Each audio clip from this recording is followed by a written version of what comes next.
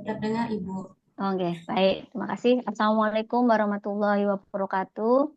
Alhamdulillah, Waalaikumsalam. alhamdulillahirabbil alamin. Pada kesempatan kali ini kita diberikan kesehatan, keselamatan, dan eh, aktivitas gitu ya dalam menjalankan aktivitas kita di hari Senin yang biasanya kalau hari Senin itu I hate Monday gitu ya, tapi ini moga-moga I love Monday. Yang saya hormati Bapak Kustopo Budiharjo MP yang telah berkenan mengundang saya di sini untuk bersama-sama dengan Bapak Ibu sekalian, Bapak Ibu dosen dan juga teman-teman mahasiswa untuk berdiskusi mengenai transformasi digital pada penyuluhan pertanian. Dan juga ini merupakan kesempatan yang baik gitu ya untuk bertemu dengan semua mahasiswa, tidak hanya mahasiswa UGM, tapi itu juga kemudian akan menjadikan benchmarking juga bagi saya dan juga nanti juga untuk mahasiswa karena nanti di sini kita akan juga belajar bersama-sama. Terima kasih juga. Oh ya, saya sampaikan kepada Mas Kadung ya, Sekretaris Prodi, gitu kan. Beliau adalah dulu mahasiswa saya.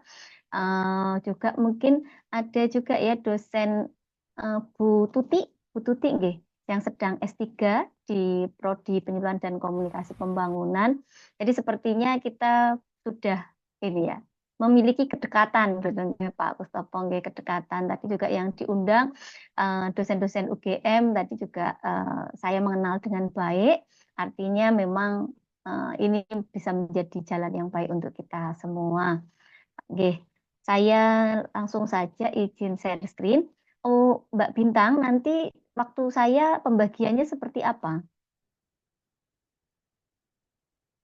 Apakah nanti kalau misalnya ini ya, apa namanya, saya diingatkan aja ya kalau misalnya memang sudah hampir habis gitu, nggih, atau waktunya tanya jawab gitu, nggih, seperti itu mau diingatkan. Baik Bisa, Ibu. nggih, bisa jadi juga nanti saya lebih cepat. Oke, baik. Tadi juga CV saya sudah disampaikan oleh Mbak Bintang. Memang dari S1 saya itu dari Prodi Penyuluhan dan Komunikasi Pertanian, namun untuk apa namanya S2 S3 di ekonomi pertanian jadi agribisnis gitu nggih, cocok gitu seperti itu. Nggih, slide saya sudah terlihat nggih, sudah terlihat ya atau ini slide-nya terlihat satu atau dua? Mohon Sudah, maaf. sudah. Satu nggih. Satu aja nggih. Sudah Baik. full screen Ibu. Full screen, nggih. Baik, baik.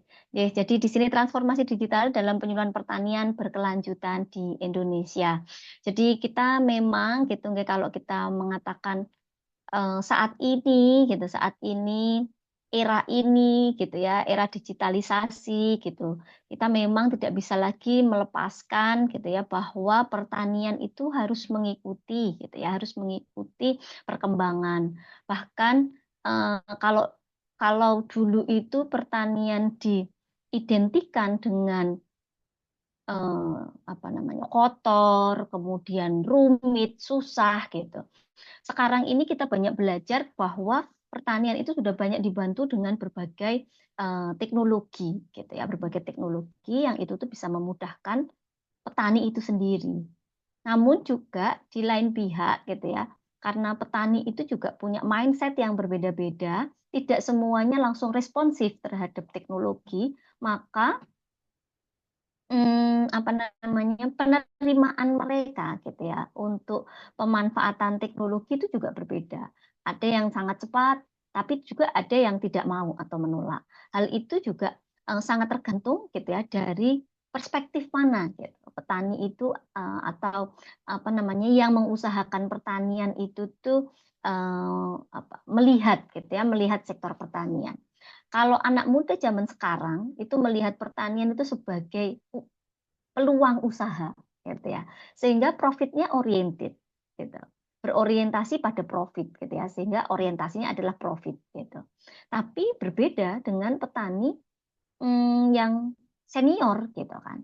Petani senior di mana mereka juga basisnya gitu ya atau orientasinya adalah pada budaya. budaya untuk menanam, budaya untuk apa namanya itu, melestarikan gitu apa yang mereka lakukan sehari-hari gitu kan. Tapi di sini kita kemudian melihat gitu ya bahwa banyak sekali hambatan gitu, hambatan atau tenaga yang harus dikeluarkan ketika memang semuanya itu tenaga manusia gitu kan. Sehingga manusia itu harus semakin dimanusiakan gitu ya. Dimanusiakan. Teknologi itu harus human centric gitu. Harus kemudian memanusiakan manusia gitu. Dan pertanian gitu ya, pertanian itu tidak bisa dilepaskan dari peran manusia, dan juga penyuluhan itu juga tidak bisa dilepaskan dari peran manusia gitu kan. Jadi manusia memang yang kemudian menjadi titik utama gitu kan. Nah, manusia yang kemudian melaksanakan itu atau mengupayakan pertanian itu harus kemudian tangguh gitu kan. Tangguh, resilient, tidak mudah goyah gitu. Karena pertanian pun walaupun sudah dengan teknologi ya pasti semua pekerjaan itu harus ada upayanya gitu ya, ada upayanya. Dan upaya-upaya ini pun kemudian harus selalu didampingi gitu ya, ada pendampingan. Ada pendampingan agar manusia itu menjadi tetap tangguh. Dan juga di dalam pertanian kita perlu menekankan keberlanjutan, ramah lingkungan, gitu kan, ramah lingkungan, sehingga manusia, gitu ya, alam dan teknologi itu menyatu menjadi satu, gitu ya, di dalam society nanti 5.0, gitu, seperti itu. Nah, kemudian gitu, kalau kita melihat gitu ya peran pertanian gitu. Pertanian itu kan kemudian membawa pangan dan kemudian juga membawa nutrisi gitu ya bagi manusia. Jadi lagi-lagi walaupun itu yang melakukan manusia, tapi itu juga dikembalikan kepada manusia sehingga apa namanya? Hasil produk pertanian itu berdampak pada manusia. Sehingga peran pertanian di sini kalau intervensi yang dulu gitu ya, intervensi yang dulu ditekankan itu adalah bagaimana menghasilkan atau memproduksi pangan dalam jumlah banyak gitu kan ya, dalam jumlah banyak, sehingga dan itu bisa kemudian self sufficient, sehingga revolusi hijau gitu kan, revolusi hijau itu muncul gitu kan, seperti itu. Tapi sekarang bukan hanya masalah banyak gitu. Bukan hanya masalah jumlahnya saja tanpa kemudian mengindahkan keamanan pangan, keselamatan apa namanya petaninya gitu. Sehingga di sini pun gitu ya ada outcome itu bukan lagi masalah jumlah produksi, tetapi outcome-nya itu adalah bagaimana nutrisi gitu ya. Nutrisi yang dihasilkan dari produk yang diupayakan oleh petani. Dan selain nutrisi itu sendiri gitu kan, juga bagaimana lingkungan apa kualitas lingkungannya. Kemudian bagaimana petani itu bisa mendapatkan nilai tukar yang sesuai gitu kan. Sehingga di situ food value chain itu juga menjadi penting gitu ya. Jadi di dalam pertanian itu harus memiliki dampak gitu kan. Dampak selain dampak produksi juga harus memiliki dampak kesehatan, kemudian juga mendidik gitu, dan kemudian juga dampak secara ekonomi. Jadi ya banyak yang kemudian apa namanya ya menyampaikan gitu ya, atau memang petani senior gitu ya itu subsisten untuk memenuhi kebutuhan mereka sendiri. Tetapi sekarang ini gitu ya dengan berkembang gitu ya bahwa pertanian adalah sebuah usaha, mungkin suatu kali pertanian itu adalah sebuah karir pekerjaan gitu. Sehingga memang gitu ya orang itu di dalam era yang modern ini kita harus menjustify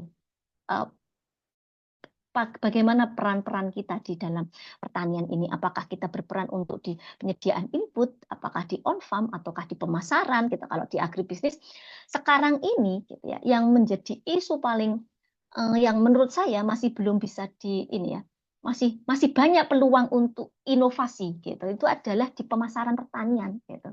Jadi teman-teman agribisnis ini sangat perlu gitu ya untuk adanya mencoba gitu ya, trial and trial, jangan ada error ya, errornya kecil gitu ya. Tapi di dalam pemasaran pertanian bagaimana kemudian produk-produk pertanian itu bisa dapat diserap dengan cepat, dihargai dengan baik gitu.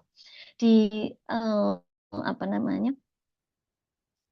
Sampai kepada apa pelanggan gitu atau customer itu dalam kondisi yang masih baik gitu dan juga dengan harga yang akhirnya juga masih baik gitu.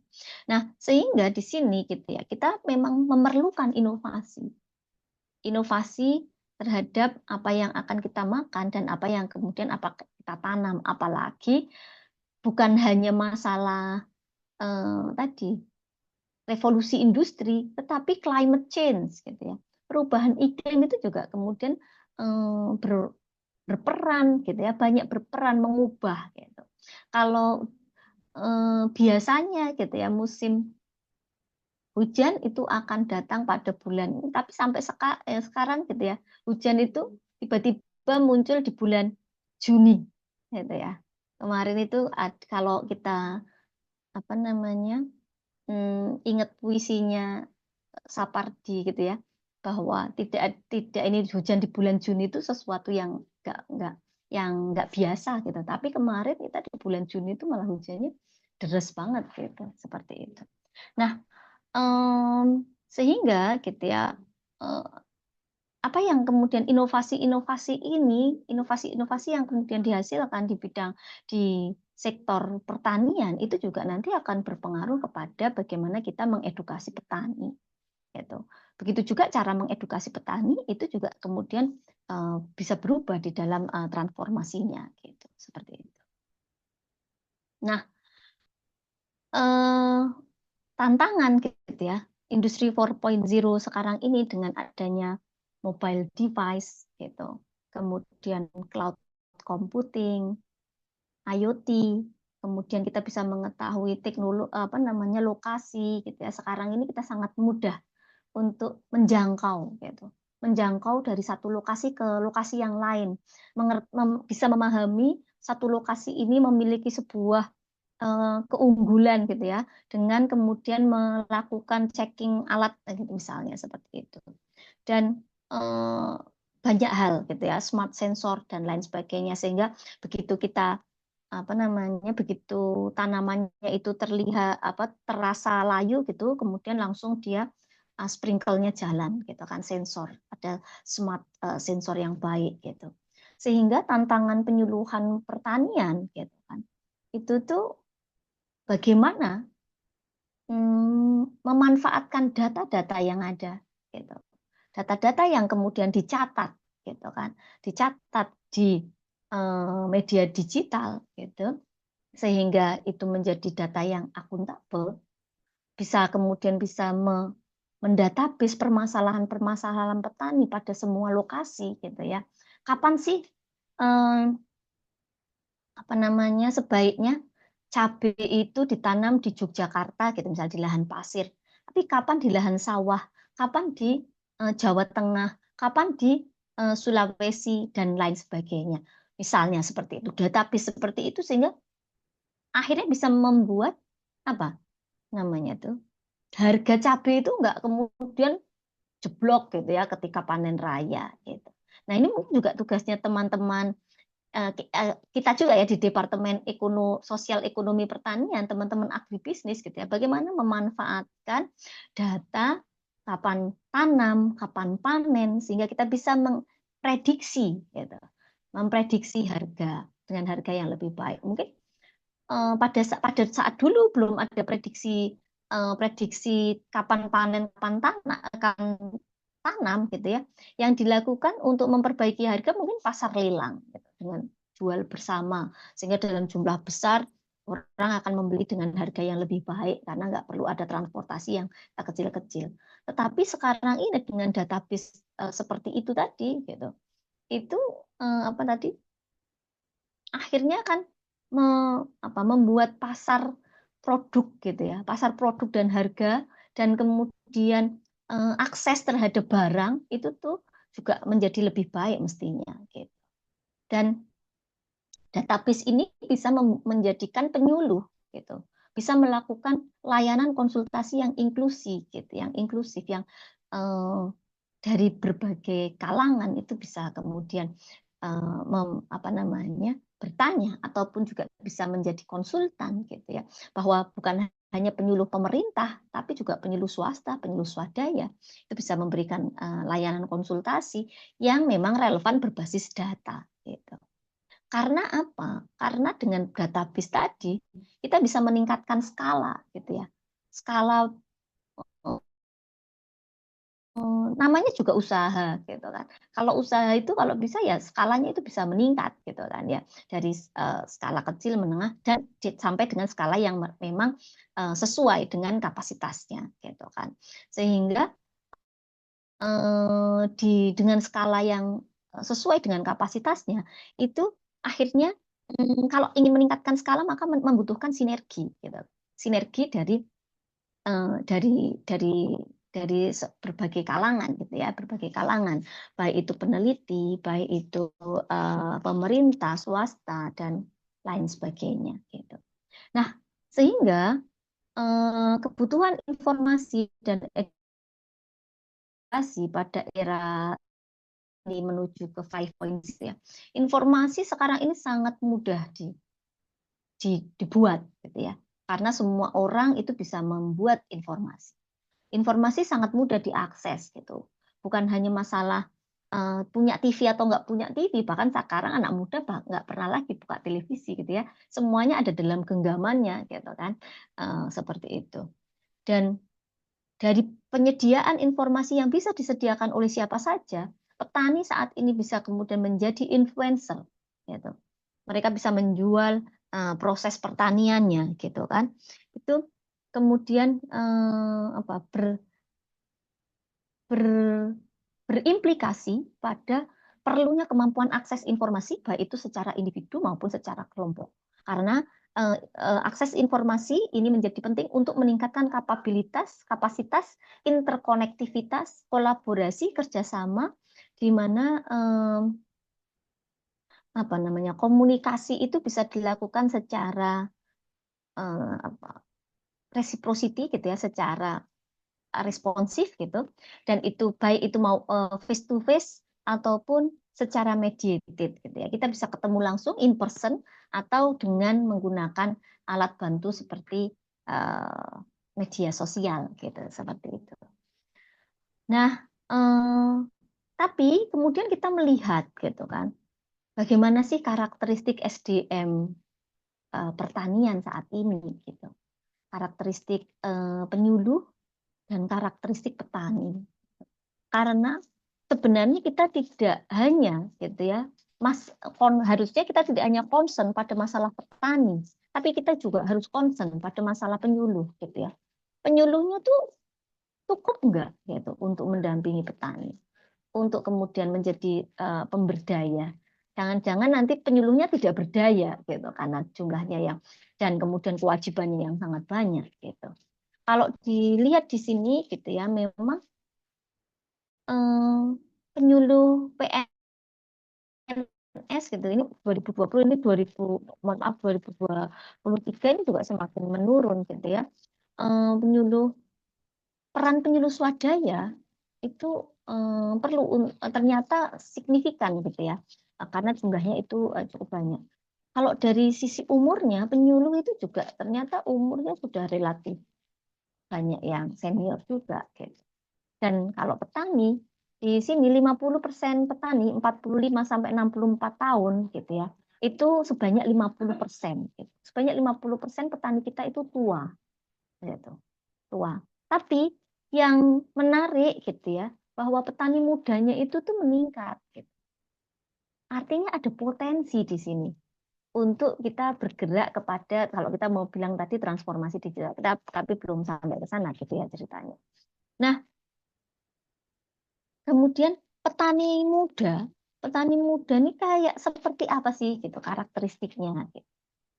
petani muda ya kita semua ya, nggak termasuk saya ya, nggak teman-teman semua nih yang mahasiswa ini adalah anak muda gitu yang pasti sangat relate gitu dengan apa yang ini karakteristik pemuda gitu kan atau milenial gitu.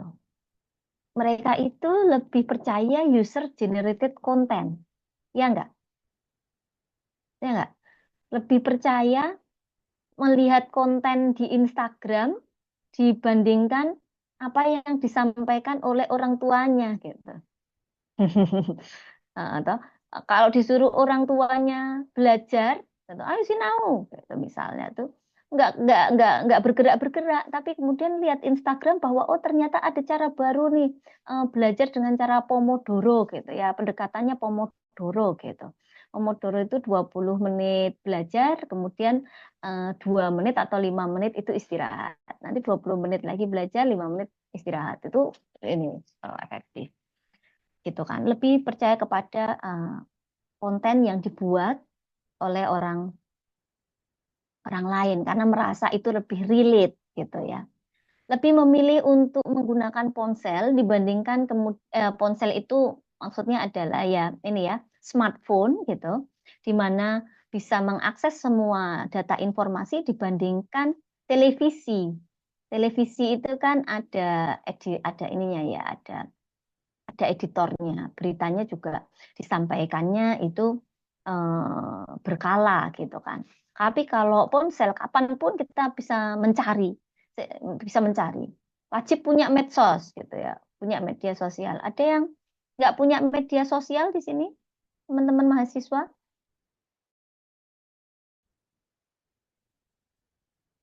Ada? Punya semua sepertinya ya, Bu. Ada yang punya semua gitu ya. Ada yang apa namanya punya media sosial, semua media sosial punya gitu. Gitu. Ada mungkin yang nggak punya malah Facebook ya mungkin ya. Nah, anak muda sekarang ini nggak main Facebook gitu. Oh, kan. Anak muda kalau sekarang ini tuh mainnya apa? X gitu ya. Apa TikTok gitu kan atau yang lain. Kurang suka hal-hal yang bersifat konvensional gitu. Sekarang tuh anak-anak tuh mungkin anak muda tuh jarang nyatet pakai buku gitu kan. Tapi lebih suka semuanya tuh ngetiknya 10 jari gitu. Atau 12 jari, dua maksudnya, 2 jari gitu ya pakai HP. Dan anak muda sekarang ini gitu, mereka ini di di disepakati bukan ya, tapi disinyalir gitu ya. Mereka itu tidak kurang komitmen, tetapi bekerjanya efektif gitu ya. Komitmennya tuh ya kalau misalnya sekarang saya nggak komit sama satu orang saja, tetapi bisa bekerja efektif dengan berbagai ini cashless gitu ya cashless. Ada yang bingung ketinggalan lebih bingung ketinggalan HP dibandingkan ketinggalan dompet. Ya kita semua gitu kan. Sekarang karena semuanya ada di HP gitu ya. Bahkan sekarang nggak bisa beli karena saya pakainya Pertalite gitu ya, saya nggak bisa beli Pertalite nih kalau nggak bawa HP gitu ya, karena harus nunjukin QR gitu kan ya, QR-nya gitu. Semuanya cashless gitu. Responsif gitu terhadap teknologi dan juga memanfaatkan TIK. Ini menjadi hmm, apa reference gitu ya bagi kita bahwa memang sekarang ini kita perlu bertransformasi. Pertanian itu perlu bertransformasi. Penyuluhan itu perlu bertransformasi. Gitu. Nah, kalau dilihat memang luasan usaha pertanian saat ini tuh paling banyak hortikultura. Banyak sekali anak muda petani gitu, yang mungkin teman-teman di sini ada yang petani juga gitu.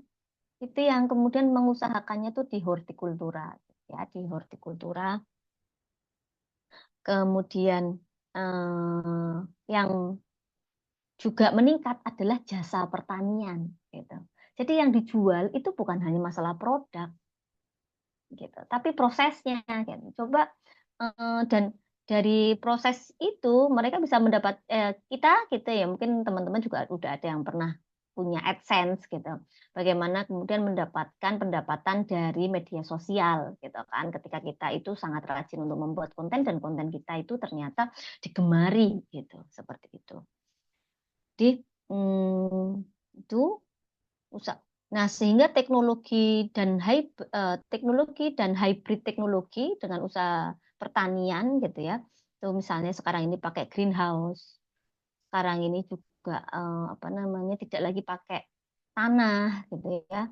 Kemudian juga sinergi antara perikanan dengan sayuran gitu kan, seperti itu.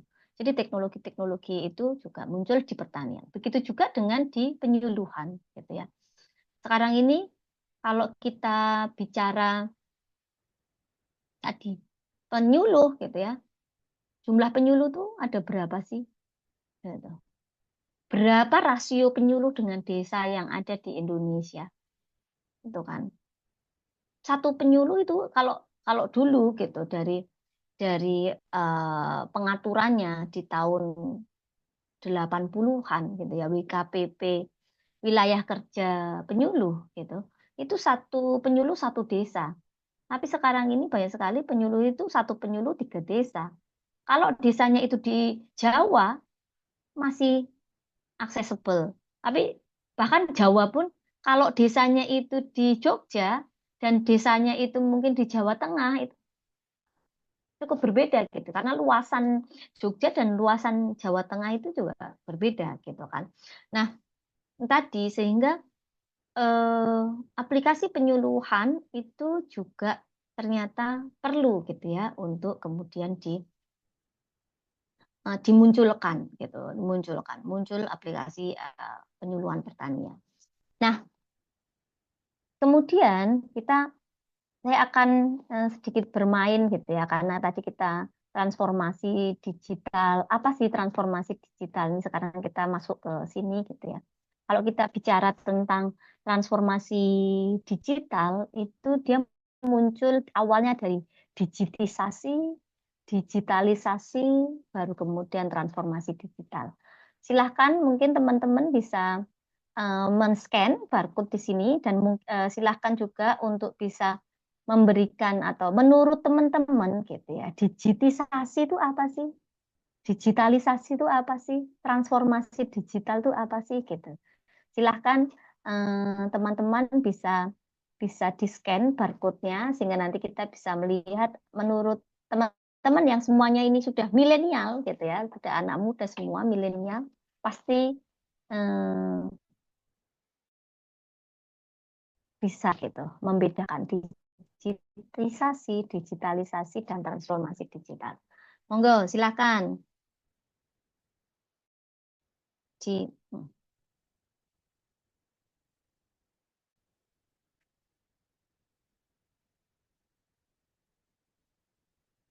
Mungkin Mbak Bintang bisa membantu untuk mengajak teman-teman. Sebentar saya cek dulu. Oke, sudah mulai mengisi. Teman-teman yang hadir pada Zoom meeting hari ini bisa untuk mengisi barcode yang ada di layar terlebih dahulu. Scan barcode, terus kemudian bisa mengisi. Oh, udah banyak nih yang isi. Udah 1.000.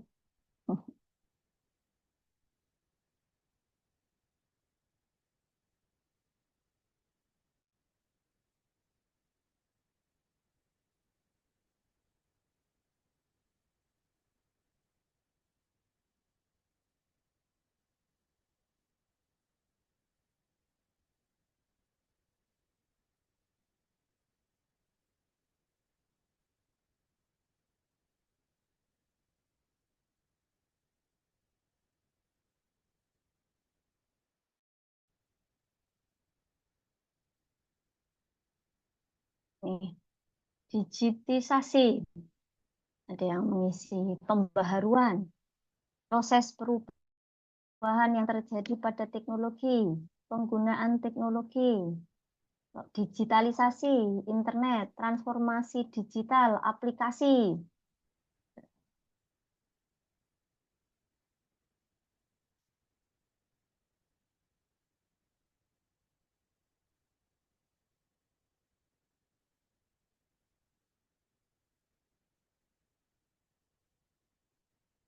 digitalisasi dan transformasi nggak ada yang ngisi lagi. Internet, aplikasi transformasi digital, digitalisasi, proses perubahan dalam kehidupan sehari-hari ke arah digital, penerapan teknologi dalam kehidupan ini digitalisasi ya. Digitalisasi.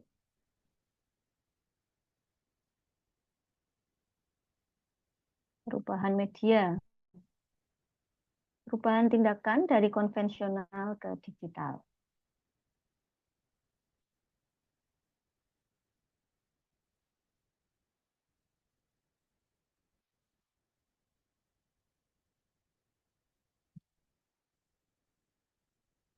Oke, masih ada lagi?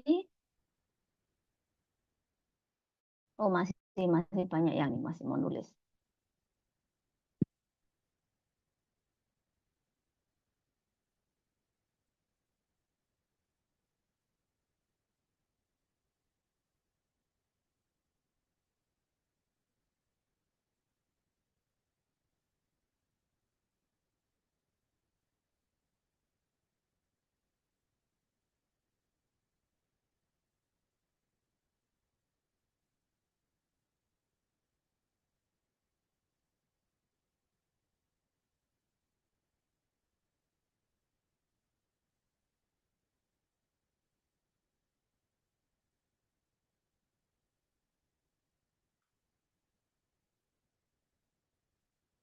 Oke, penerapan digital dalam kehidupan, perubahan teknologi analog ke teknologi digital, perubahan media, digitalisasi, perubahan dengan teknologi digital, perkembangan zaman,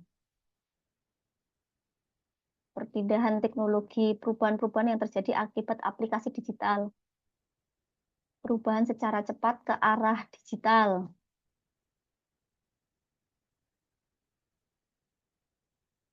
Oke, baik. Jadi, ini siapa ini yang ini? Digitisasi. Yang ini. Siapa dia yang isi? Perubahan tindakan dari konvensional ke digital. Siapa nih yang isi digitisasi? Digitisasi. Perubahan tindakan dari konvensional ke digital. Contohnya apa? Contohnya. Contohnya. Gitu ya. Oke. Rata-rata yang digitalisasi sudah sesuai. Oke. Jadi, terima kasih teman-teman semua yang sudah mengisi gitu ya. Di sini gitu saya ingin kemudian menyampaikan bahwa digitisasi, gitu apa sih digitalisasi dan transformasi gitu ya. Tindakan mengubah informasi analog menjadi digital. Yang dulunya itu dari kertas tradisional, dari kertas kita tuh kalau nyari nggak bisa disorting gitu ya, disorted menjadi format digital sehingga komputer itu dapat membantu aksesnya. Gitu. Siapa yang sampai saat ini masih suka datang ke perpustakaan untuk membaca buku secara ini buku buku paket gitu, buku kertas gitu. Ada? Sudah Atau jarang siapa yang sepertinya. sekarang ini bukunya semuanya soft file? Gitu.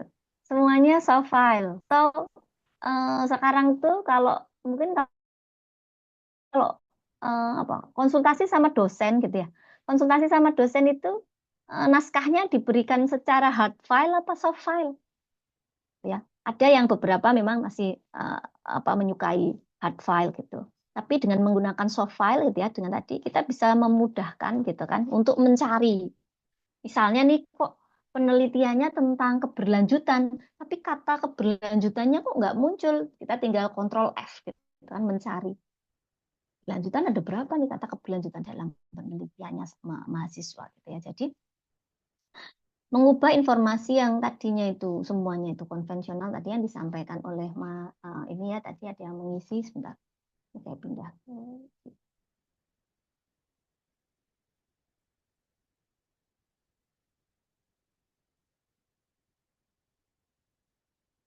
Hmm, ada yang pengalihan dari media cetak, audio dan sebagainya ke bentuk digital gitu ya. Jadi bentuk yang kemudian komputer itu bisa mengaksesnya. Gitu. Sedangkan kalau kemudian digitalisasi gitu, itu ya proses gitu ya secara keseluruhan yang oleh kepentingan pribadi, etika, wacana, dan data algoritma, di mana teknologi digital itu mengubah cara kerja bisnis yang ada. Jadi cara kerjanya sekarang ini sudah katalog gitu ya, katalog itu sudah tidak apa namanya mungkin tidak lagi shelving gitu, tetapi kita bisa short list gitu seperti itu. Di mana teknologi itu bisa mengubah cara kerja yang dulunya itu tidak mungkin dilakukan atau sulit dilakukan, sekarang itu bisa dilakukan karena semuanya itu sudah terekam gitu ya, terekam. Bahkan kalau teman-teman agribisnis gitu, misalnya melakukan penelitian gitu ya, kalau dulu penelitiannya itu mungkin kebanyakan masih harus hitung manual gitu kan. Bikin grafik itu harus gambar sendiri gitu. Gambar sendiri nih titik potongnya di mana gitu. Kalau sekarang ini semuanya pakai Excel, pakai SPSS gitu ya.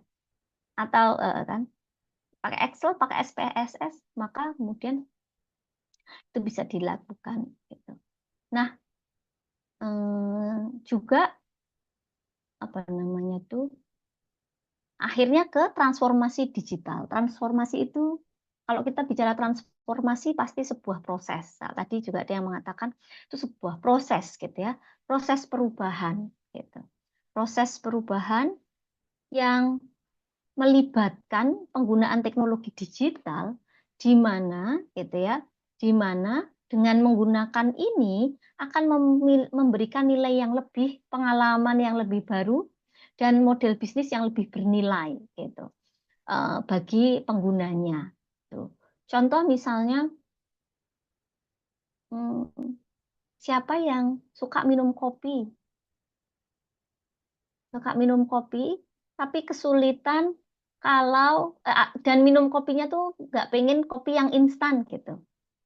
Pengennya tuh kopi yang dari apa namanya di brew secara langsung gitu ya, dibuat secara langsung. Tapi kesulitan untuk mencari coffee shop gitu. Apa yang kemudian dilakukan oleh seorang yang memiliki eh, imajinasi transformasi digital kira-kira? Apa yang akan dibuat oleh seorang pebisnis kopi? Kalau kemudian melihat peluang banyak orang ingin minum kopi, kopinya nggak mau instan saset, tapi gitu ya, maunya dari mesin, tapi dia nggak punya kesempatan untuk datang ke coffee shopnya. Itu apa yang dilakukan? Ini mahasiswanya ujian semua. Mahasiswanya nggak ada yang open kamera ya.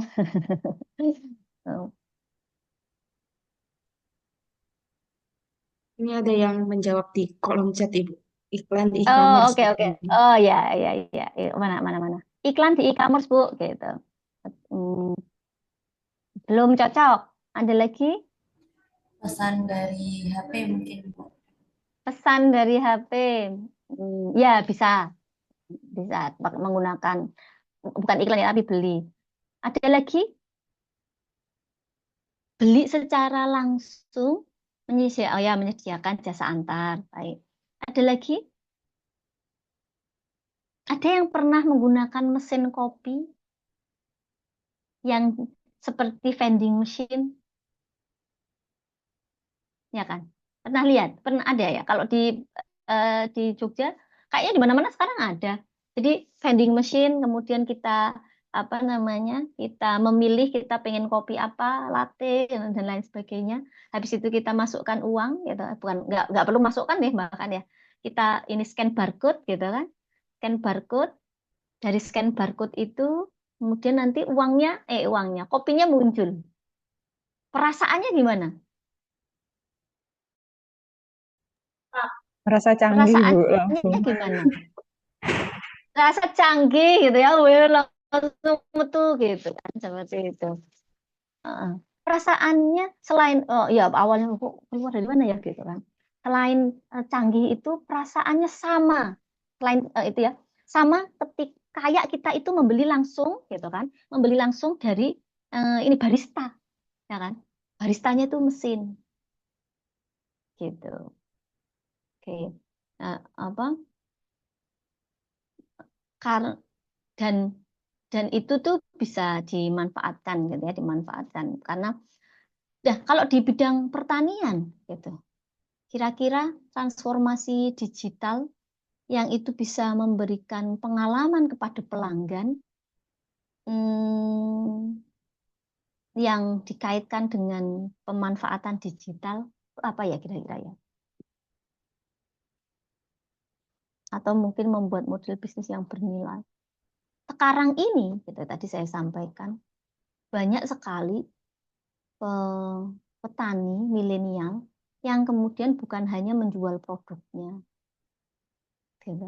Dia menjual prosesnya, gitu kan. Dan kemudian masyarakat itu bisa berinteraksi secara langsung, gitu ya. Mendatangkan produk pertanian ke e-commerce, oh ya, itu kan. Mereka juga bisa berinteraksi secara langsung dengan para pelanggannya. Begitu juga pelanggannya itu bisa saja mereka tadi jasa antar, jasa beli, apa namanya, packaging, atau mereka bisa datang langsung ke lahan untuk petik gitu, petik apa namanya, petik produknya, dengan kemudian melihat ada sprinkle di sana, ada pengalaman-pengalaman seperti itu gitu. Itu merupakan model bisnis yang bernilai bagi pelanggan. Karena pelanggan bisa kemudian di pertanian itu mereka bisa kemudian melihat bahwa produk yang saya petik itu produk yang sehat, produk yang aman dikonsumsi misalnya seperti itu. Jadi itulah gitu ya bentuk dari perubahan yang melibatkan teknologi yang akhirnya bisa membuat sebuah bisnis yang baru gitu. Tuh, bentuk bisnis yang baru. Nah, kunci untuk transformasi digital itu adalah kunci transformasi digital itu ada 3. Yang pertama adalah orang dan kelembagaannya, skillfulnya. Orangnya harus punya keterampilan yang dibutuhkan gitu. Struktur organisasi dan budayanya menyesuaikan. Kalau gitu ya, ingin memanfaatkan apa, rice harvester, gitu kan, rice harvester. Tetapi struktur organisasinya yang di masyarakat itu masih struktur organisasi padat karya. Maka yang terjadi rice harvester itu tidak bisa dilaksanakan, gitu kan ya. Karena Pak nggak sesuai dengan kebutuhannya, gitu. Dan juga budayanya, kemudian bagaimana budaya panen gitu, pangan gitu, tanaman pangan yang kemudian meminta tenaga kerja wanita gitu kan, wanita yang bekerja untuk kemudian itu di lahan, maka itu kurang sesuai gitu misalnya. Tapi kalau itu untuk kemudian tadi apa namanya, mereka misalnya petani muda gitu yang hanya pertaniannya itu hanya dikerjakan 2 orang saja gitu.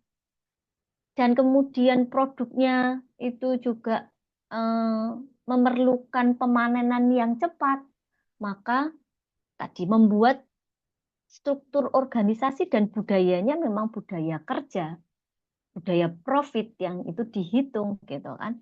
Sehingga transformasi ini gitu, itu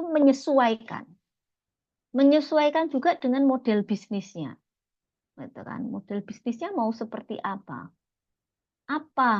eh, keunggulan dari produk yang ingin ditampilkan, gitu kan. gitu, atau yang pengalaman dan teknologi gitu ya. Kalau teknologi tadi, data analitik, bagaimana data itu kemudian ditampilkan, digunakan, dimanfaatkan. Apa, sekarang ini kalau mahasiswa penyuluhan mau penelitian gitu ya, banyak cara gitu kan ya. Nggak semuanya harus survei ke lapangan. Walaupun saya masih senang gitu ya, masih lebih senang kalau mahasiswa itu melihat masyarakat secara langsung. Tapi data analitik yang bisa dilakukan gitu, misalnya ada media sosialnya seorang influencer petani muda gitu ya, yang itu kemudian kita ingin melihat menganalisis data komunikasi antara antara si pemilik akun dengan orang yang kemudian bertanya atau merespon atau mereply gitu ya, atau mengkomen gitu. Itu kemudian dianalisis gitu ya. Dianalisis itu seperti apa? Itu juga sebuah data informasi yang penting gitu, dan itu adalah sebuah bentuk dari transformasi digital gitu. Itu manajemen datanya, kecerdasan dari pelanggan, IoT, Internet of Things, bagaimana memanfaatkan hal-hal yang sekarang ini apa namanya, pemanfaatan internet gitu ya untuk segala situasi gitu kan. Kita mau mau kita sakit perut gitu, tapi sakit perut tapi kira-kira saya nggak tahu nih sakitnya apa gitu kan misalnya. Terus langsung aja ke internet, bukanya apa itu biasanya kalau kayak gitu tanyanya? Ke Halodoc gitu kan ya, Halodoc gitu kan. Nah, di Halodoc itu terus nanti bisa ini kan, oh mau beli obat apa gitu misalnya, seperti itu. Itu internet itu menjadi rujukan gitu ya sekarang ini. Sehingga itu tidak bisa dilepaskan dari kehidupan kita sekarang ini gitu. Nah, manfaat transformasi digital pada usaha, ya baik usaha pertanian, usaha lainnya gitu. Yang jelas dengan digitalisasi itu bisa meningkatkan produktivitas, baik produktivitas apa barangnya gitu kan. Bisa juga yang tadinya itu misalnya apa namanya, hanya mampu gitu ya, hanya mampu mengelola lahan 2000 meter persegi. Karena gitu ya, karena misalnya memerlukan tenaga untuk menyiram. Di pertanian itu yang paling paling krusial tuh apa sih sebenarnya? Air, ya kan? Tanaman kalau nggak ada air nggak bisa hidup gitu. Sama kayak manusia. Cuman kalau manusia sakit bisa diobati, kalau tanaman sakit nggak bisa diobati gitu ya. Dan jangan sampai tanaman itu sakit. Meningkatkan produktivitas. Dengan meningkatkan produktivitas yang tadi itu kan ternyata bisa mengurangi biaya operasional yang dulunya itu harus bayar orang untuk manen banyak gitu kan. Sekarang pakai rice harvester udah langsung bentuk jadi apa namanya itu gabah gitu, langsung bisa dibawa, langsung bisa disimpan gitu. Meningkatkan skala usaha juga ya. Usahanya tadi produktif, dengan produktivitas tinggi, usahanya meluas gitu. Biaya operasionalnya menurun, juga pengalaman pelanggannya itu berbeda gitu. Dengan pelanggannya itu berbeda tadi sudah saya. Sehingga di sini kita perlu untuk eh, melihat gitu ya, teman-teman mahasiswa ini bisa perlu melihat bahwa peran petani menuju society 5.0 itu tuh ternyata petani itu perlu memiliki kemampuan literasi, baik literasi informasi, literasi media, literasi digital gitu ya. Di pertanian, kemudian di apa namanya, pertanian yang inovatif, bahwa pertanian itu bukan hanya masalah yang kotor, apa susah, apa namanya, berbahaya untuk dirinya, tetapi juga ada pertanian yang agrowisata tadi, memberikan pengalaman. Kopi sekarang ini menjadi sangat berkembang gitu ya, tapi juga harus basisnya komunitas, basisnya itu ada generasi penerus, pemasarannya itu pada end user gitu. Kalau kalau petani milenial ditanya gitu ya, ya apa kenapa sih gitu mau atau gimana sih caranya untuk mendapatkan profit yang paling yang lebih tinggi dan kemudian tapi efisien gitu. Ya saya kalau memasarkan lebih senang ke end user karena dia pengguna langsung atau ketika membeli input itu dari orang pertama gitu. Sehingga tidak banyak middleman di situ. Harganya lebih bagus. Kalau input ya berarti harganya lebih miring, kalau output harganya lebih tinggi. Gitu. Gitu kan. Mitra dan promosi itu menjadi juga penting gitu di dalam transformasi digital ini. Nah, interaksi dan interkoneksi dalam pemanfaatan TIK gitu di dalam penyuluhan. Orang akan kemudian mampu gitu kan untuk menemukan permasalahan nyari di internet, nyari di lagi nyari di komunitas di Facebook, komunitas di Instagram gitu ya. Mendorong penemuan permasalahan banyak petani gitu yang kemudian mereka tidak bisa memahami bahwa pertanian usaha taninya itu bermasalah gitu. Ya ini seperti biasanya kuning ya biasa Mbak kuning gitu kan. Tapi ternyata itu adalah misalnya serangan virus kuning gitu misalnya. Penemuan masalah dan kemudian karena kalau misalnya ternyata mereka memiliki komunitas di luar jangkauannya, kemudian di sana seperti ini gitu. Kemudian bisa aktif dan interaktif, kemudian juga membuka peluang kolaborasi gitu ya. Ketemu dengan banyak stakeholder, ada ada apa namanya? Ada akademisi, ada pemerintah, ada pengusaha gitu ya. Pemerintah itu masih men- apa, memegang peranan penting karena pemerintah itu yang kemudian membantu kebijakan regulasi gitu ya. Gimana sih regulasinya makan produk pertanian yang akan diolah dijual gitu ya. Harus ada PIRT, harus ada BPOM, harus ada halal gitu. Sekarang ini orang semakin concern dengan halal gitu ya. Kalau dulu tuh beli ya menganggap bahwa semua prosesnya itu halal gitu. Tapi sekarang orang kemudian akan melihat labelnya ini beneran halal nggak sih labelnya gitu.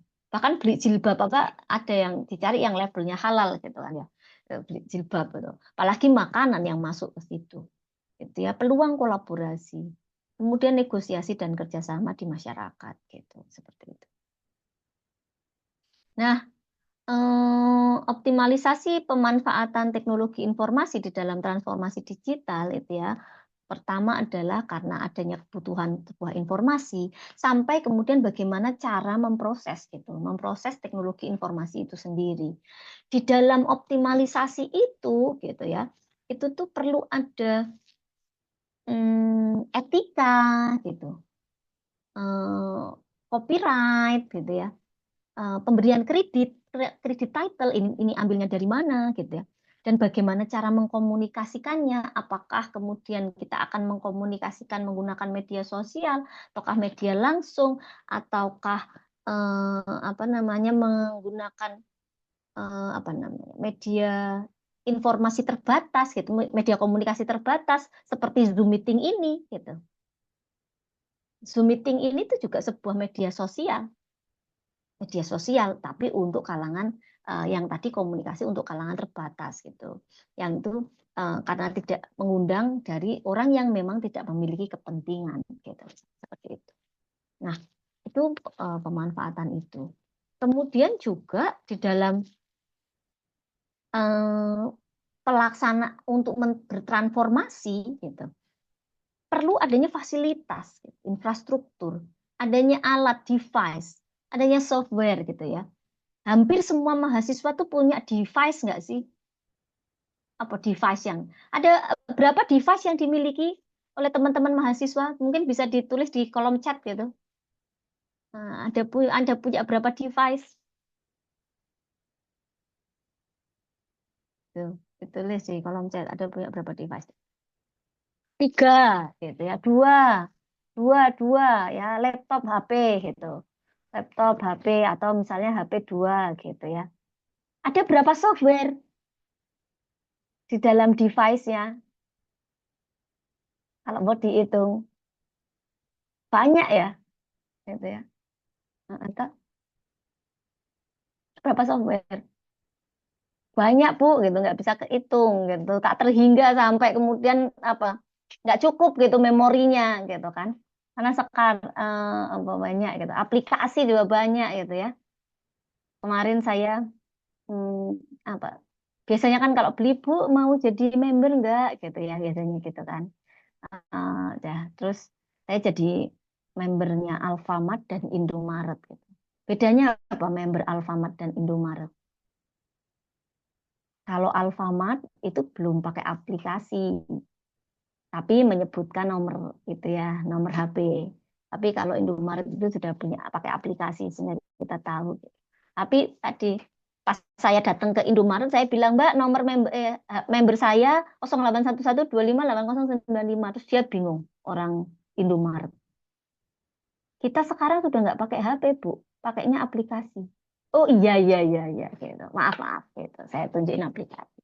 Terus nggak lama, siangnya, sorenya, saya beli di Alfamart. Karena tadi paginya itu saya beli di Indomaret, disuruh nunjukin apa?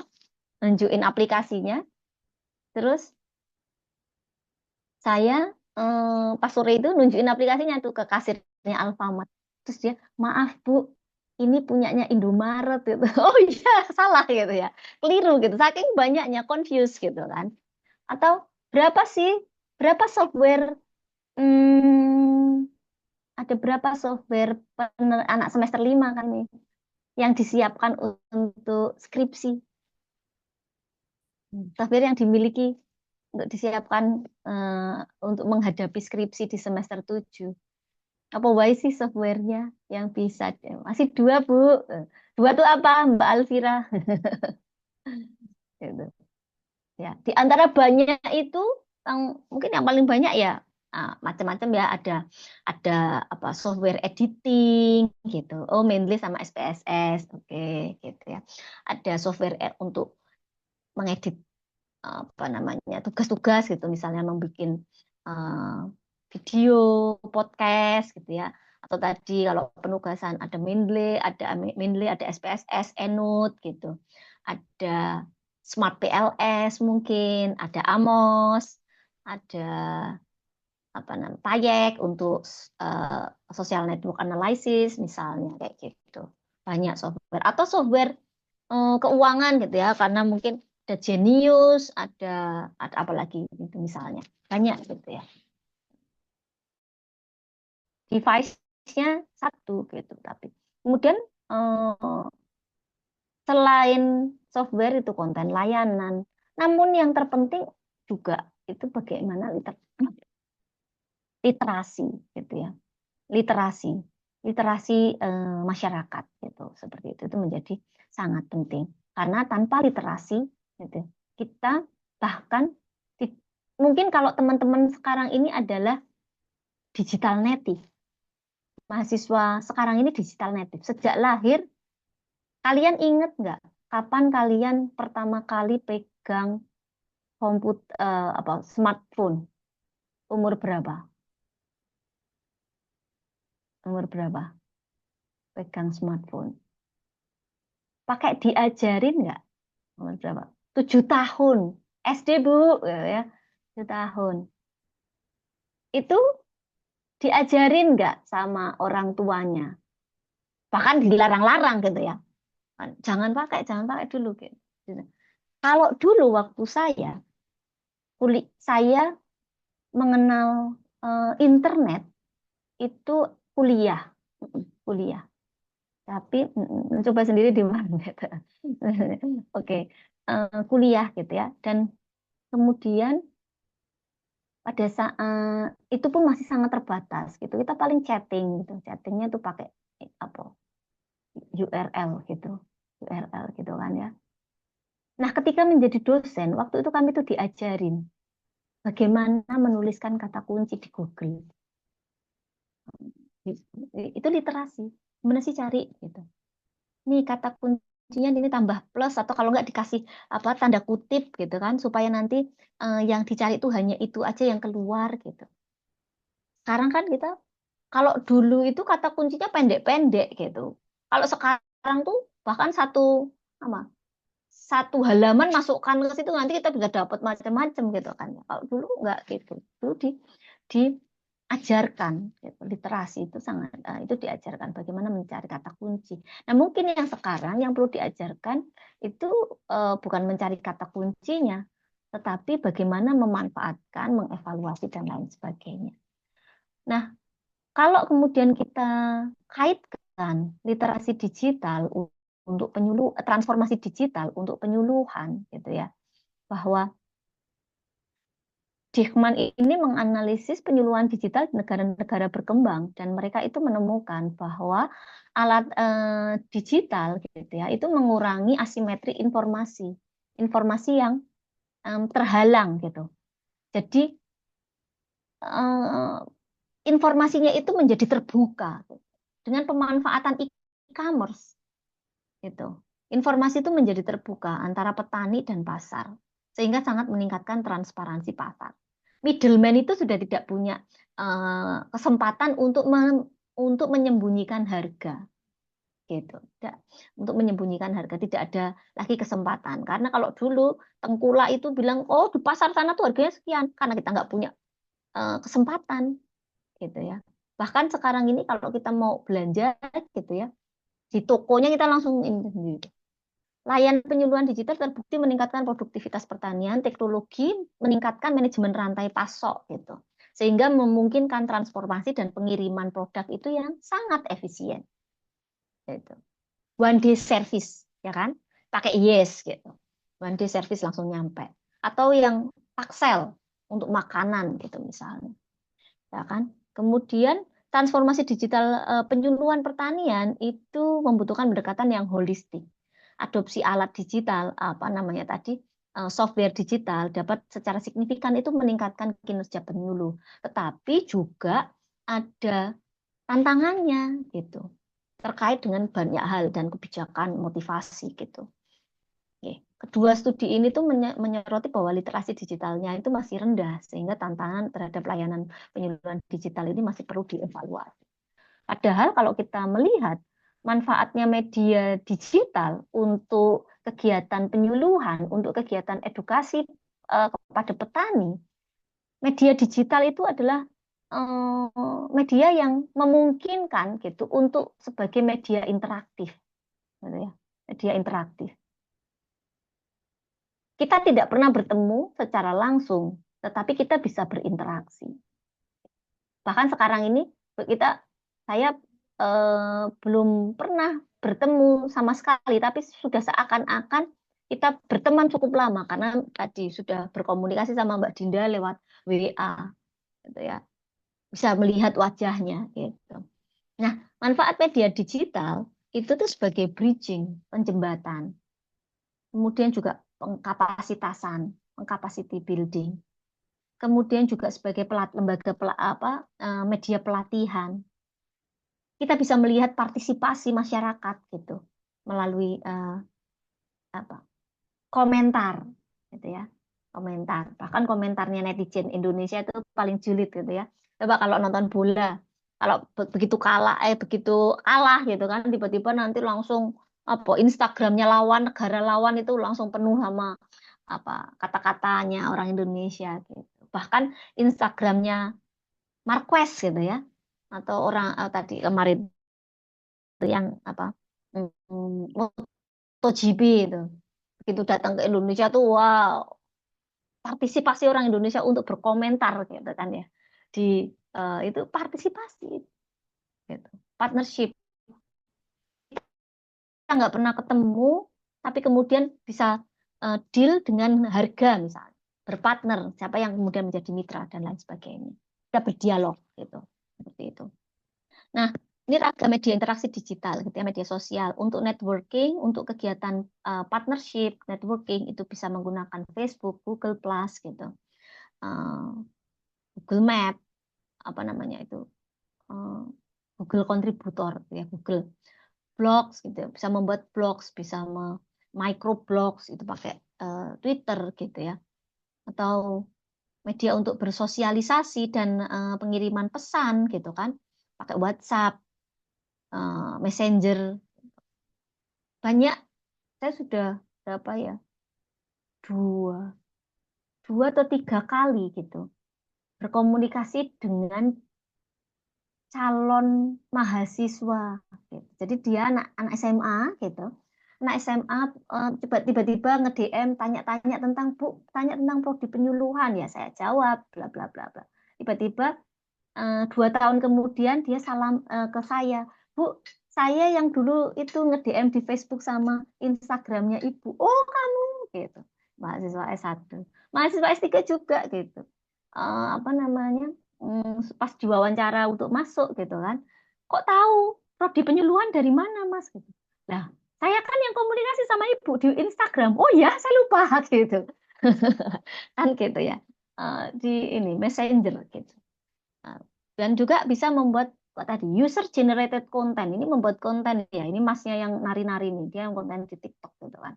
YouTube, TikTok, Instagram, forum diskusi seperti ini, Meet, aplikasi Zoom gitu. Dan ketika itu apa namanya kita gunakan gitu kan, media-media digital itu kita gunakan, kita bisa bertransformasi terhadap perubahan yang diinginkan dengan model yang akhirnya bisa mencapai model bisnis yang berbeda. Dengan adanya ini virality gitu ya, orang akan dengan cepat viral, bahkan dalam hitungan detik gitu. Sekarang coba bikin status, dalam hitungan detik nanti udah ada yang melihat gitu ya, gitu kan. Atau enggak, sekarang ini status di WA itu bisa di like gitu ya, kita tahu gitu kan siapa yang akan nge-like. Penyebaran informasi itu sangat cepat gitu, dari individu ke individu, dari waktu ke waktu. Kita tadi saya sempat menyapa Mas Kadung, saya pikir udah di mana, di Belanda gitu kan, jam berapa di sana. Mungkin kalau nanti Mas Kadung bikin statusnya siang, sini tengah malam, kalau saya buka saya bisa tahu gitu kan, itu viral cepat gitu. Dan tadi user generated content yang sekarang ini diminati oleh anak muda, karena anak muda dengan konten yang banyak tadi, mereka itu bisa mengkomparasi. Kenapa petani muda itu sangat responsif terhadap inovasi? Karena mereka bisa mengkomparasi, gitu.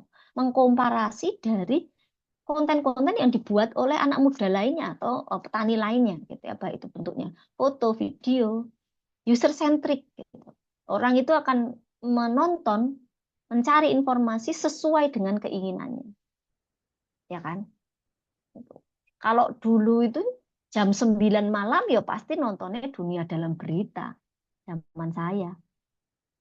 Tapi coba sekarang di survei, apa yang ditonton mahasiswa jam 9 malam?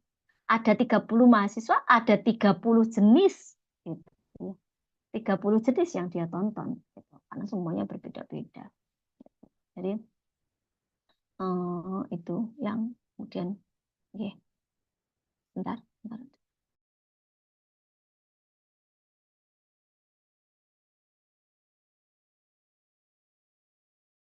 Oke, terus nah di sini kita tadi disampaikan bahwa ada desa app gitu ya, bahwa ternyata memang ketika kita ini ke desa app kita juga bisa tahu seperti apa sih profilnya petani kita yang kemudian apa yang paling disukai, platform yang disukai itu Instagram, kemudian ada aplikasi itu sendiri dan ternyata memang ya mm, aplikasi media yang apa, general itu lebih disukai gitu. Kemudian ini ya mereka gitu ya dengan informasi-informasi tersebut gitu mereka kemudian juga merasa bermanfaat, menyampaikan ke orang lain, mengajak orang lain gitu. Itu sebuah model bisnis yang baru gitu ya, yang baru menjadikan pengalaman petani sebagai pelanggannya penyuluh gitu ya, untuk kemudian mereka bisa menyampaikan ke yang lain, ada pengalaman, oh menonton video, oh langsung ketemu dengan apa namanya, dengan tenaga ahlinya dan lain sebagainya.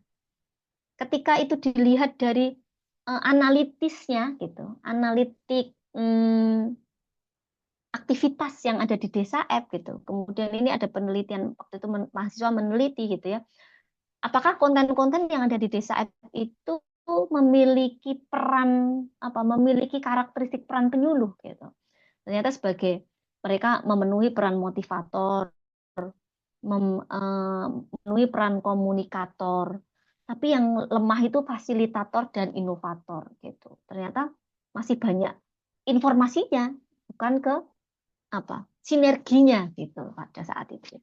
Nah, kemudian bagaimana pemanfaatan media sosialnya penyuluh? Permasalahan SDM pertanian menuju transformasi digital itu apa gitu ya? Kalau permasalahannya tuh kalau petaninya masih mayoritas senior, penyuluhnya nggak kalah senior gitu. Jumlah penyuluh juga semakin sedikit. Rendahnya kalau petani rendahnya penggunaan alat digital. Petani muda sebagian besar sudah mencari informasi. Petani muda sudah mampu melakukan komparasi. Tetapi kalau petani senior mereka lebih percaya bukti dari orang sekitarnya. Gitu. Nah, itu ya. Waktunya udah mau habis. Waktu yang terlihat 5 menit lagi, Bu. Ya, baik, 5 menit lagi. Sedangkan kalau penyuluh, ternyata perilaku penyuluh untuk menggunakan alat pendukung penyuluhan digital itu ternyata sangat rendah. Literasi digitalnya juga ternyata masih rendah. Karena mereka itu menggunakan alat digital untuk penyuluhan itu tuh tergantung dari kebijakan. Kalau diatur ya pakai gitu. Kalau harus ya pakai, kalau enggak ya enggak usah gitu. Seperti itu. Bukan dari motivasi pribadi. Padahal kalau kita melihat gitu ya, model penerimaan teknologi, sebuah adopsi teknologi, kita melihat di sini ada model Yutaut 3 gitu ya, bahwa orang itu memiliki intensi, minat gitu ya. Minat untuk menggunakan itu dipengaruhi oleh kinerja, ekspektasi dia terhadap kinerja, ekspektasi dia terhadap usaha, orang-orang yang ada di sekitarnya, motivasinya dia, fasilitas yang ada, dan inovativeness. Gitu. Namun, adopsinya itu dipengaruhi oleh kebiasaan, fasilitas, dan inovativeness. Jadi, kita perlu membentuk gitu ya petani-petani yang inovatif, yang memiliki jiwa keinovatifan gitu ya, seperti itu. Sedangkan ada model yang lain yaitu model DM itu bahwa orang itu tuh akan ingin menggunakan aplikasi kalau kualitas sistemnya itu sudah baik, ya kan? Kalian juga gitu, oh, ini kebak terus ini tinggal aja di uninstall gitu kan. Kemudian kualitas informasinya juga baik gitu ya. Kemudian pelayanannya juga baik gitu. Nah, ini yang terakhir era baru penyuluhan saat ini yang bisa kita lakukan dengan tadi berbagai permasalahan tadi, kita bisa menggunakan pendekatan blended learning. Ternyata pendekatan blended learning itu tuh bisa diterapkan di dalam penyuluhan karena apa? Karena pada saat pelatihan secara face to face mereka praktek. Tetapi kemudian ketika mereka pulang ke ke rumahnya, mereka lupa materinya. Namun materi itu tersimpan dalam bentuk digital, maka mereka bisa buka kembali, ya kan? Mereka bisa buka kembali, bisa pelajari kembali gitu. Ini sebuah contoh anak-anaknya. Anaknya desa app itu namanya Lentera Desa gitu. Lentera Desa itu memfasilitasi tadi online offline ya walaupun masih belum efektif tapi di sini gitu ya offline-nya itu secara keterampilan, online-nya itu adalah video-video. Ini adalah contoh video-videonya yang mereka itu bisa pelajari gitu ya. Ada kurikulumnya. Ini berapa jam sehari gitu kan mereka belajarnya gitu. Ini contoh videonya gitu. Tapi juga ternyata video itu tuh juga tidak boleh terlalu panjang. Gitu. Video yang terlalu panjang atau terlalu banyak perkenalan itu tidak menarik. Gitu. Langsung aja to the point gitu, seperti itu. Gitu kan? Nah ini aja terakhir. bahwa ternyata blended learning atau penyuluhan secara blended bagi adopsi petani itu, kalau kita melihat di sini gitu ya, peran penyuluh sebagai fasilitator itu bisa berpengaruh secara langsung terhadap pengambilan keputusan. Kalau ternyata di sini ternyata di waktu dilakukan uji beda, petani yang sudah terdidik itu bisa langsung mengambil keputusan inovasi, mengadopsi. Ini kebetulan penelitiannya tentang pemanfaatan PUTS. Ada yang tahu PUTS? Ada yang tahu? Ada yang bisa menuliskan PUTS itu apa? Nggak usah pakai googling. PUTS. Ya. Kalau di agribisnis itu lulus jadi sarjana pertanian ya? Atau sarjana peternak SP apa gelar perangkat uji tanah sawah. Googling nggak Mas? Ya PUTS gitu ya. Jadi ini tentang terkait dengan bagaimana mengadopsi PUTS. Kalau kemudian ternyata kalau misalnya mereka itu masih ragu-ragu gitu ya, masih minim informasinya itu masih perlu diulang-ulang lagi, ternyata pemanfaatan lentera desa gitu ya.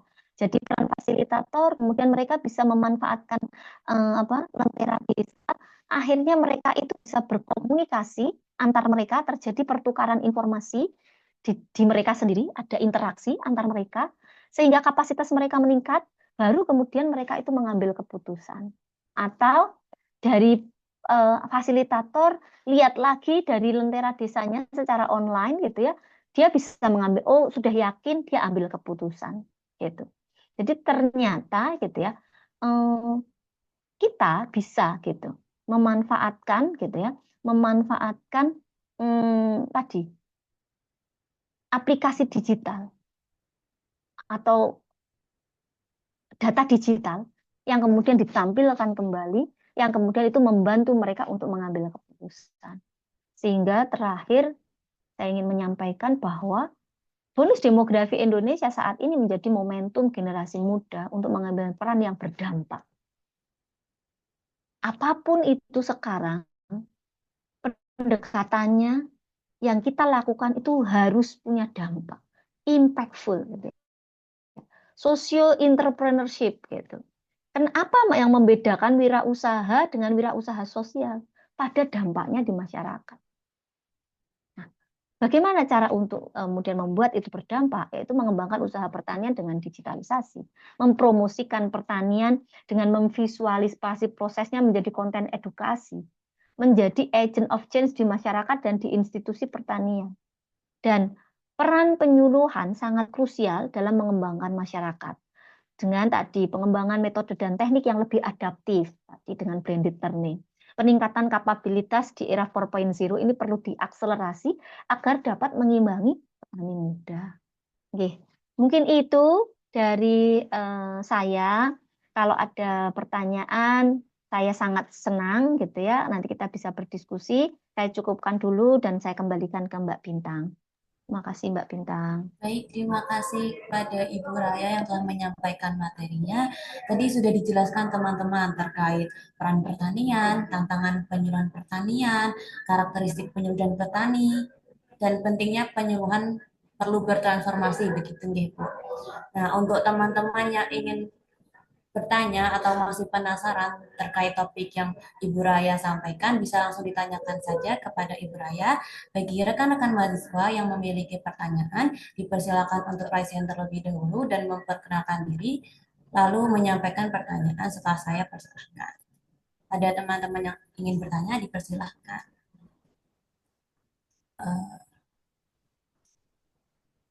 Ibu, mungkin saya izin membacakan pertanyaan yang di kolom komentar, Ibu. Oke. Baik, Ibu. Untuk pertanyaan dari Imam Sulistyo, untuk penerapan IoT di aplikasi desa apps dalam subsistem penyuluhan itu bagaimana, Ibu? Oke. Ini saya kurang paham terkait ininya ya. Subsistem penyuluhan atau subsistem pertanian ya? Atau subsistem agribisnis? Atau Kalau mungkin Kolom Mas komentar Im, ini subsistem penyuluh. mm-mm. Mungkin Mas Imam bisa menyampaikan eh, secara lebih detail supaya saya jawabnya nggak salah. Boleh unmute saja.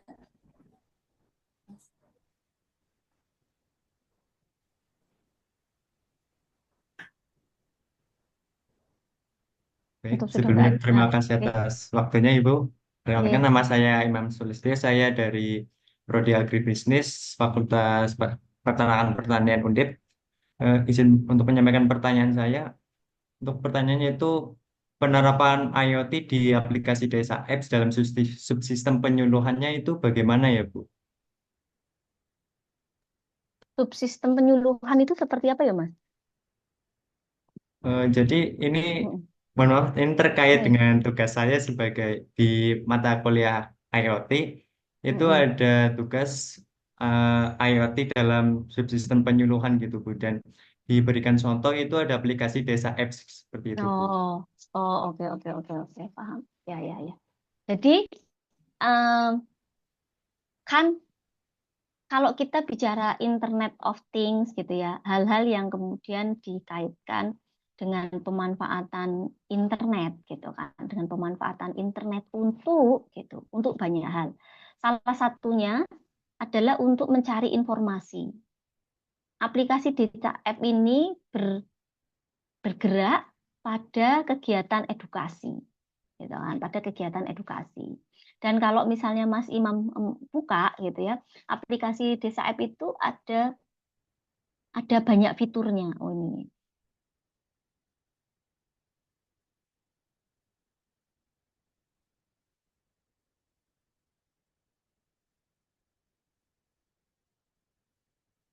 iya fiturnya gitu kan, ada fiturnya. Ada menu artikel, ada menu tanya jawab, dan ada menu pasar gitu. Di situ menu artikel, tanya jawab, menu pasar itu merupakan bagian gitu ya dari Internet of Things-nya di penyuluhan gitu. Karena apa? Karena petani atau customer gitu ya yang kemudian membaca atau masuk ke aplikasi Desa App itu bisa secara apa independen gitu berkonsultasi, ya kan? Mereka bisa berkonsultasi dengan membaca artikel. Mereka bisa berkonsultasi dengan tanya jawab yang dengan apa namanya eh, ahlinya gitu, tenaga ahlinya. Atau mereka bisa melihat gitu apa namanya cuaca saat ini itu seperti apa, oh dia sehingga dia menentukan. Karena kalau ini jadi memang kalau kalau kita kita melihat Desa App gitu ya, kita melihat aplikasi ini adalah aplikasi edukasi, aplikasi penyuluhan gitu. Sehingga bukan ke arah e-commerce, pemasaran gitu. Seperti itu. Tapi lebih banyak informasi-informasi yang diberikan. Jadi biasanya petani itu selain tanya jawab, dia akan melihat info harga gitu ya. Di apa namanya? Menu pasar itu info harga, kemudian menu info cuaca itu dari BMKG. Karena ternyata petani sekarang ini itu juga mengandalkan BMKG. Nah, disinilah gitu fungsi IoT-nya dari aplikasi ini gitu ya, di mana tidak semua gitu ya, tidak semua informasi itu bisa ditanyakan langsung kepada penyuluh, ya kan? Karena penyuluhnya kadang nggak bukan nggak ada ya, ya, ya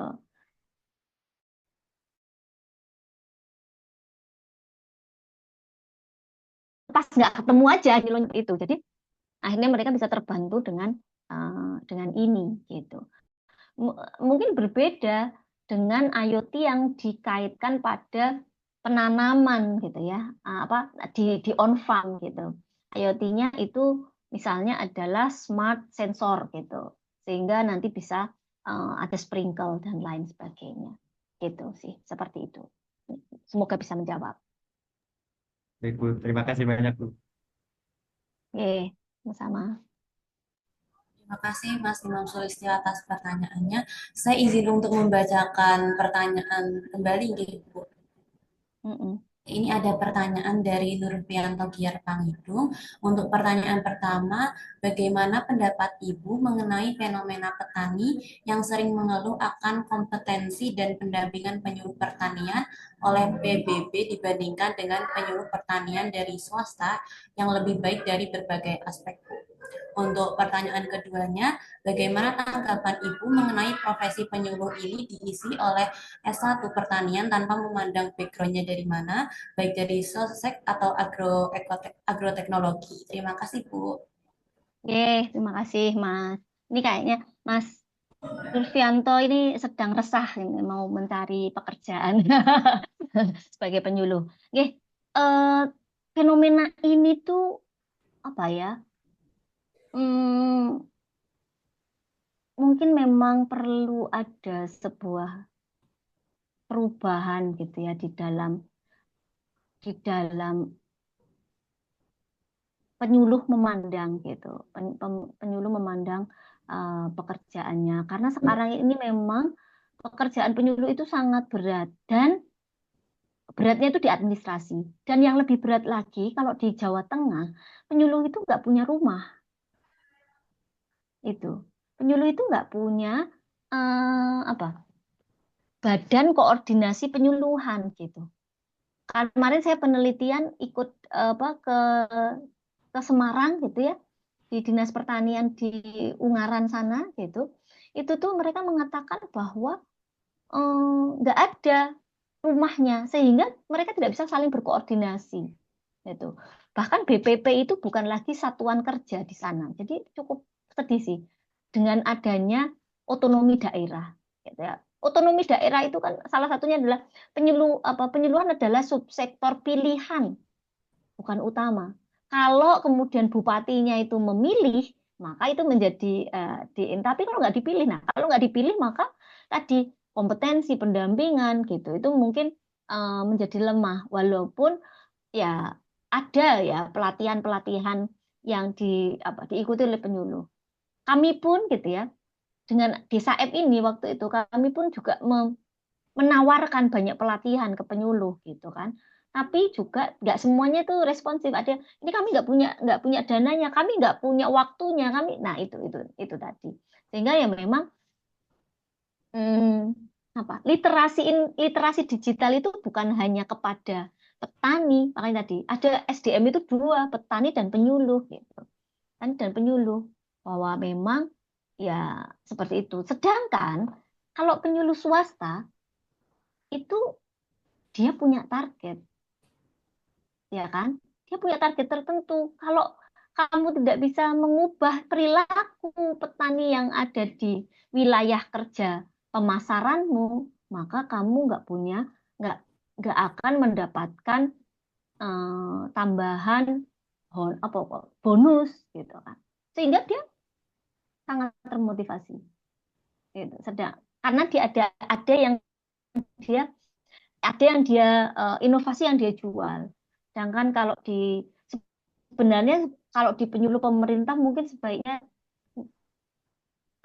kelembagaan, gitu. Cara kelembagaannya itu bisa kuat gitu ya, modal sosialnya mungkin itu sebenarnya ranah kalau kita mau kerjasama gitu ya, ranahnya penyuluh pemerintah, ranahnya penyuluh swasta, ranahnya penyuluh swadaya, sehingga nanti menjadi satu kesatuan. Terus yang kedua, saya juga mengajar gitu ya, ngajar mata kuliah penyuluhan dan komunikasi pertanian untuk semua mahasiswa di luar sosek gitu atau di agroteknologi. Kalau di sini ada tanah, HPT gitu. Dan saya memang selalu mengatakan bahwa ya kalian itu penyuluh gitu, kalian itu penyuluh. Gitu. Makanya teman-teman yang sosek gitu kan, teman-teman yang sosek itu juga sangat perlu punya keterampilan agroteknologi. Karena teman-teman itu nanti sarjana apa? Pertanian apa sarjana peternakan? Pertanian ya, sarjana pertanian. Gitu. Itu ya. Jadi supaya bisa compete gitu, bisa berkompetisi dengan teman-teman yang dari agroteknologi. Jadi kemudian aku mau belajar tentang hitung-hitungan aja lah nanti kalau itu ya memang manajemen agribisnis itu sekarang gitu ya menjadi hal yang dibutuhkan oleh petani muda. Petani muda tuh butuh, selain inovasi terkait hitung-hitungan tuh dibutuhkan. Nah, di sini tuh, nah bagaimana penyuluh itu diisi oleh S1 Pertanian Tanaman? Ya, mereka juga berhak gitu, karena penyuluh itu sekarang kan polivalen, bukan monovalen gitu ya. Harus tahu tentang teknis, harus tahu tentang sosial, harus tahu tentang masyarakat gitu. Sehingga memang ketika kalian semua adalah sarjana pertanian, maka kalian perlu berkompetisi gitu ya dengan itu. Ya, di sisi lain memang di kami bahkan yang penyuluhan itu secara nomenklatur itu memang ada permasalahan, tapi saya selalu menekankan kepada mahasiswa ya jalan tengahnya itu gitu. Jalan tengahnya kompetensi kalian yang diperbaiki gitu. Oke, saya teruskan ya ke Mbak Devi ya, supaya nggak perlu dibacain Mbak Bintang ya. Permasalahan petani yang belum melek teknologi dan permasalahan internet yang tidak merata. Kira-kira konsep penyuluhan digital yang bisa dilakukan seperti apa, Bu? Itu. Biasanya yang nggak melek teknologi itu petani senior laki-laki. Hampir di semua pendampingan yang saya lakukan, mayoritas petani senior laki-laki itu nggak punya waktu dan mungkin ya aku di lahan aja lah gitu. Bagaimana kemudian supaya mereka melek teknologi? Ya diajari. Yang diajari siapa? Ibu-ibunya. Jadi sekarang ini saya melihat gitu ya, banyak sekali sektor atau pekerjaan yang digerakkan oleh perempuan. Itu. Di sektor pertanian itu perempuan itu nenggone urban farming, ning KWT, di pekarangan, olahan, lumbung. Kalau di sini tuh ada lumbung Mataraman, ada PKK lain dan lain sebagainya, semuanya tuh perempuan. Dan ketika perempuannya itu dia melek teknologi, maka dia bisa membantu keluarganya untuk mencari informasi dan lain sebagainya. Kalau permasalahan internet yang tidak merata di setiap wilayah gitu ya, ya itu berarti infrastruktur gitu kan, infrastruktur. Artinya kalau desa itu punya dana desa gitu ya, harusnya ya mungkin bisa aja itu membantu sistem informasi desa dan lainnya. Tapi konsep penyuluhan digital yang bisa dilakukan apa ya, Bu? Nggak usah bikin aplikasi gitu ya, nggak usah bikin yang macam-macam, pakailah WhatsApp. WhatsApp itu tadi media sosial yang mengkoneksikan gitu kan, pakailah media itu aja untuk mengirimkan gitu ya, untuk kemudian menyampaikan informasi-informasi yang kita ingin sampaikan kepada mereka. Jadi jangan menganggap digitalisasi itu sesuatu yang sangat sophisticated. Kita harus membuat aplikasi yang baru. Pakailah aplikasi yang sudah ada, gitu misalnya. Gitu kan. YouTube, misalnya mau bikin video-video di YouTube sudah bisa digunakan, dimanfaatkan, siapa aja bisa. Gunakan itu. Gitu. Yang itu tuh bisa diakses oleh semua. Ya. Bahkan penyuluhan yang bahasa lisan di Indonesia ini tuh lebih mudah dibandingkan bahasa tulis untuk dipahami, gitu kan? Kadang petani itu dengan melihat ini maksudnya apa sih gitu. Nah, bisa aja yang dilakukan itu membuat podcast bisa, atau kalau mau penyuluhan itu pakai voice note, maksudnya gini kayak gitu. Itu juga bisa gitu. Jadi kita mulailah dari yang paling ada, jangan mencari sesuatu yang tidak ada. Gitu. Pakailah dari yang paling ada, gitu kalau saya. Oke. Itu ya Mbak Devi Apriani. Kemudian Mbak Vera sempat menampilkan model penerimaan dan apa faktor yang biasanya paling mempengaruhi adopsi teknologi dari model tersebut. Oke. Kalau yang paling mempengaruhi di sini banyak hipotesis gitu, tetapi yang kemudian berpengaruh secara langsung gitu kan, itu adalah yang berpengaruh secara langsung terhadap adopsi itu adalah personal innovativeness, fasilitasi, dan kemudian kebiasaan. Sehingga kalau jadi penyuluh, kalau tahu model ini, yang model UTAU 3, itu makanya penyuluh itu juga gitu ya. Kalau tadi polivalen itu terkait teknis, yang anak-anak sosek gitu, itu menjurusnya atau memfokuskannya kepada pembentukan karakter petaninya, gitu. Digital innovativeness-nya, keinginan mereka untuk responsif terhadap inovasi, mencari tahu, tadi literasi informasi, menyebarkan gitu. Agar gitu kan, agar itu menjadi sebuah kebiasaan, tetapi juga sebagai penyuluh, penyuluh itu kan ada fungsi fasilitator ya, peran fasilitator gitu. Bagaimana kemudian penyuluh itu bisa memfasilitasi kondisi, membuat kondisi itu menjadi nyaman untuk mereka itu bisa mengadopsi. Kalau itu berpengaruh secara langsung, kalau ingin berpengaruh secara langsung. Jadi kalau ini dilihat gitu ya, ini berpengaruh secara langsung.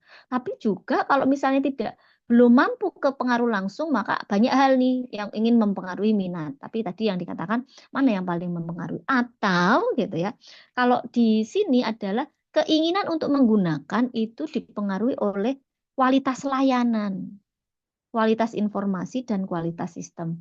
Ya kalau ini yang digunakan ini adalah ini adalah sistem informasi atau apa namanya, aplikasinya gitu kan, kontennya. Kalau misalnya penyuluh itu kemudian membuat konten, bagaimana kemudian layanannya, kualitas informasinya terpercaya atau enggak gitu. Kualitas sistemnya tuh apa namanya, nge-lag apa enggak gitu kan, sehingga itu akan digunakan gitu. Seperti itu nggih Mbak Vera. Terus pertanyaan selanjutnya itu, bagaimana petani dapat memanfaatkan platform digital untuk menjual hasil pertanian secara mandiri dan mendapatkan harga yang lebih baik tanpa harus bergantung pada tengkulak? Strategi apa yang paling efektif untuk meningkatkan daya saing petani di pasar digital? Ya, ini bahasa agribisnis banget. Memanfaatkan platform digital untuk menjual hasil pertanian secara mandiri dan mendapatkan hasil yang paling bagus, gitu, yang lebih baik tanpa harus partnership. Kalau partnership itu paling penting untuk bisa kemudian mendapatkan harga terbaik. Jadi platform digital itu bukan nggak ada orangnya loh ya kan? Kalau kemudian kita berpikir bahwa yang menjawab platform digital itu adalah mesin, gitu, maka itu tidak bisa dinegosiasi, gitu kan? Nggak bisa dinegosiasi. Atau kalau misalnya itu mesin, maka maka petani perlu melakukan komparasi. Seperti kalian mau beli baju merek tertentu, ada di Shopee, ada di Lazada, ada di Tokopedia, ada di Blibli, gitu. Apa yang kalian lakukan supaya kalian tidak kalian lebih untung? Apa yang dilakukan? Ikut flash sale gitu ya, atau komparasi kan ya? Oh iki ongkirnya 0. Oh setelah itu masih ada dapat diskon atau apa gitu. Bahkan kalau kita beli di dua layanan aplikasi pengantaran gitu ya, Gojek dan Grab gitu kan. Kenapa sih? Kenapa sih kok kamu sukanya pakai yang itu gitu? Saya tuh pakainya yang ini. Oh, ibu tuh kalau ibu pakai yang itu diskonnya lebih banyak, Bu, gitu. Memang harganya sepertinya lebih mahal sedikit, tapi setelah ada potongan ini potongan pengantaran, habis itu masih ada poin apa namanya, redeem point atau apa gitu, diskon lagi gitu. Nah, analoginya tuh itu, gitu ya. Analoginya tuh itu. Ketika kita memanfaatkan platform digital secara mandiri, maka kemampuan untuk mengkomparasi, yang itu kemudian disebut sebagai literasi tadi, mana nih yang menguntungkan, mana nih yang reliable gitu. mana yang bisa diandalkan, dipercaya, mana yang beneran apa namanya tidak menipu gitu, seperti itu. Tetapi tadi partnership gitu ya, ketika kita juga punya kemitraan yang baik gitu misal, atau punya pertemanan yang baik gitu kan, kita bisa kemudian selain di digital itu kita bisa tadi dalam blended learning itu ada proses pertukaran informasi secara face to face, ya kan? Di situ orang itu buka platform digital masih ragu-ragu, ya ketemu orang yang lain, kamu tadi mau jual ini di mana? Pertukaran informasi. Artinya, ketika kita pakai platform digital, jangan kemudian patok mati pakai itu tok, gitu kan? Itu. Jadi agar nanti kita bisa mendapatkan informasi yang akurat, gitu. Strategi apa yang paling efektif untuk meningkatkan daya saing petani di pasar digital? Kualitas, kualitas, dan itu ya, apa?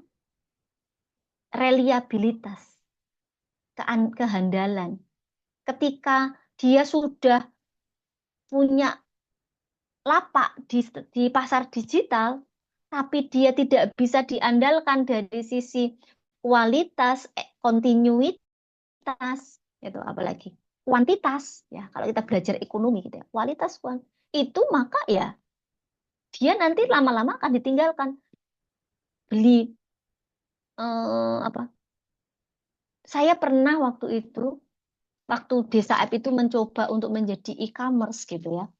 Ada yang mengiklankan, menjual apa namanya itu, emang komunikasinya langsung gitu, jual kayak bayam apa gitu. Tapi harus dalam jumlah yang besar dan harus ada barengannya. Terus akhirnya kayaknya kita nggak bisa nih menjembatani untuk jadi e-commerce karena belum sampai ke sana, belum mampu membuat petani kita gitu kan untuk tadi secara kualitas, kontinuitas, kuantitas itu bisa untuk dipasarkan gitu. Jadi kalau ingin gitu ya, kalau ingin petaninya itu kemudian bisa berdaya saing di pasar digital ya tadi harus diajari dulu kualitasnya apa gitu. Seperti itu. Gitu nggih Mbak Aisyah Safitri. Kayaknya pertanyaannya sudah habis Mbak Bintang. Nggih. Baik, terima kasih Ibu atas penjelasannya. Sepertinya teman-teman sangat antusias dengan topik yang diangkat ya Bu. Iya, pertanyaannya sangat berbobot sampai saya harus mikir berat itu ya. Iya Bu, baik karena sesi tanya jawab sudah selesai dan waktunya sudah habis juga, untuk sesi tanya jawab saya cukupkan. Tadi kita sudah mendengarkan materi dari Bu Raya terkait peran krusial penyuluh dalam mengembangkan masyarakat, terutama petani, Ibu. Semoga materi yang disampaikan oleh Ibu Raya dapat memberikan pengetahuan dan pemahaman baru bagi teman-teman semuanya, yang diharapkan teman-teman dapat ikut serta dalam pembangunan pertanian Indonesia.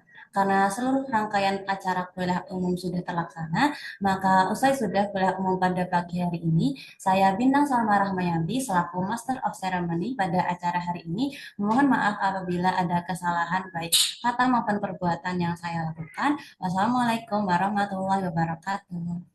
Terima kasih Ibu. Waalaikumsalam warahmatullahi wabarakatuh. Waalaikumsalam warahmatullahi wabarakatuh. Mohon maaf ini tadi sinyal saya kayaknya sempat jelek. Oke, terima kasih Mbak Bintang, terima kasih teman-teman semua. Hatur nuwun Pak. Terima Masih kasih ada ya Bu Pak. Raya Oke, atas materinya. semuanya. Terima kasih Bu Raya. Oke, izin live. Baik Bu, Bapak terima Ibu kasih. sekalian. Oke, bareng. Assalamualaikum. Waalaikumsalam. Udah.